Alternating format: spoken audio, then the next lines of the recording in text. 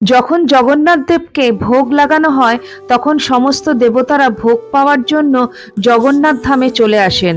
পুরীর জগন্নাথ দেবের মন্দিরের রান্নাঘরটি সবথেকে বড় রান্নাঘর। এখানে 500 জন রাঁধুনি এবং তাদের 300 জন সহকারী একসঙ্গে কাজ করেন।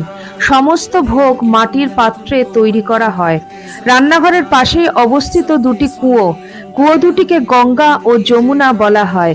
এখান থেকেই জল নিয়ে ভোগ রান্না করা হয় ভগবান জগন্নাথের জন্য। রোজ 56 রকমের ভোগ রান্না হয়। এমনটা মানা হয় যে মা লক্ষ্মী স্বয়ং এই ভোগ রান্নার দেখাশোনা করেন। মহাপ্রসাদের এমন মহিমা যে জগন্নাথ দেব দর্শন করে যে ফল পাওয়া যায় সেই একই ফল মহাপ্রসাদ গ্রহণে পাওয়া যায়। এই কারণে মানুষ জগন্নাথ দেবের মহাপ্রসাদের সামনে সাষ্টাঙ্গ প্রণাম করেন এবং এই মহাপ্রসাদের এক কণাও যাতে নষ্ট না